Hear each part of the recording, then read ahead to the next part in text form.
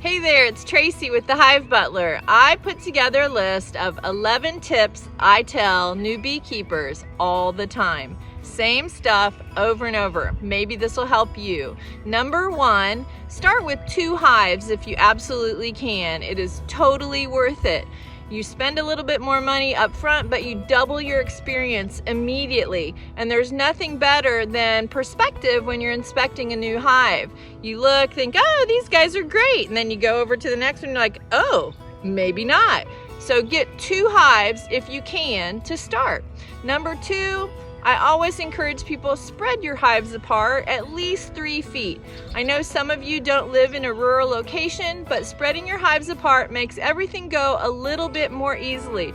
Imagine you're gonna have a workspace around the back of your hive where you're gonna set different boxes or your equipment that you're going to use. Imagine Hive A is very angry and your butt is hanging over them when you turn to work on Hive B. So spread your hives apart if you possibly can. Number 3, I always say, get the ventilated suit. It's worth it, especially in the beginning. You may think you're gonna get to the point of not wearing a suit or not wearing gloves, and that's all great. But in the beginning, you'll be glad to have that protection that allows you to relax and do a better hive inspection. So spend the money. There's a lot of nice ventilated suits on the market. It's well worth it. My number 4 tip is Mr. Clean dish gloves. I have leather gloves. They're my backup pair. You can still get stung through them. The Mr. Clean dish gloves are inexpensive, they're washable, long-lasting, easy to replace. I can get multiple pairs at Kroger and keep them in my bucket. You get a good grip on the frames with them, and when the bees do sting through the glove, you feel the little ting of a stinger, but they think they've won when they go through the glove and you don't get the full sting. So I always tell people, Mr. Clean dish gloves. My number 5 point is, in the beginning, mist your bees with sugar water. Make 1-to-1 sugar water, keep it in a little spray bottle, and when you take that lid off and your heart's pounding and you're not sure exactly what you're gonna do, just mist them with sugar water. It immediately grounds them and allows you to feel a little less threatened as you're going through the hive. Sugar water. Number 6, get the hive tool that has the pry end on it, and we'll show you an example of that. And have more than 1 hive tool. I always have 2 in my right pocket and a 3rd one in my other pocket. You're gonna lose them and you're gonna use more than 1. Sometimes you have to use them to prop things open. But definitely get the one with the pry tool because you can use it to open the frames better. Number 7, learn to use all your senses and don't rush. When you're first walking up to your beehive, or even as you're going past it on your daily business, use your vision, of course, to assess the coming and going. Do they look busy? Do they look like there's a ton of them, or is nothing going on? Number 2, when you walk up to the back of the hive, just lift the whole hive a little bit off the stand to judge the weight. How heavy does it feel? Or does it feel top heavy? Or does it feel lightweight? That's a great indicator. Number 3 would be your sense of smell. When you crack that hive open, it should smell wonderful. Beekeepers think about that smell all winter long.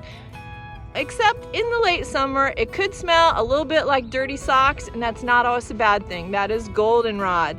So your hive should smell pretty good when you're getting into it every time. Any weird off smell is an indicator something's wrong.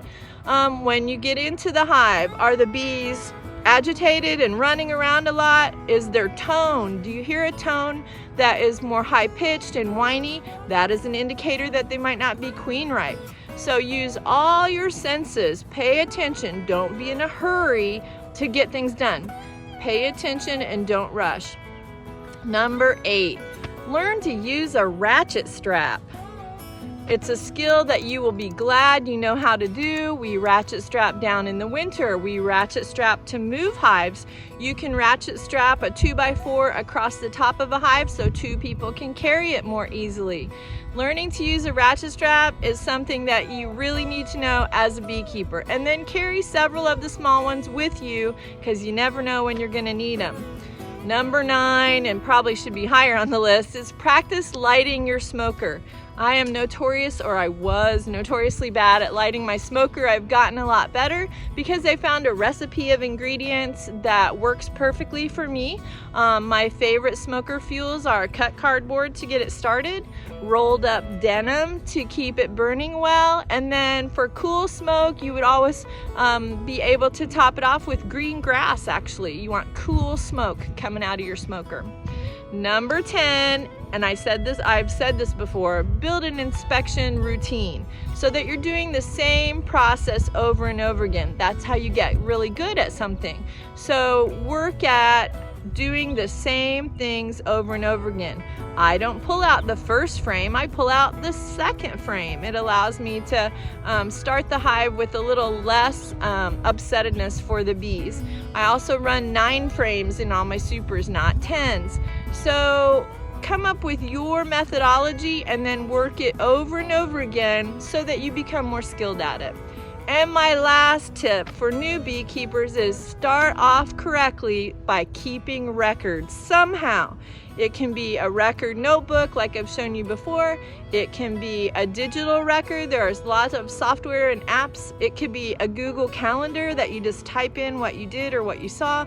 Or it could be the old school method of a brick on top of the hive. One direction means one thing, one direction means another. Some people even write with a Sharpie on the outer cover of the hive. So when they come back, the notes are right there. Whatever your method, just keep records. You'll be glad you did, and hopefully you'll thank me. If this list has helped you, make sure you like and subscribe to our channel. Happy beekeeping!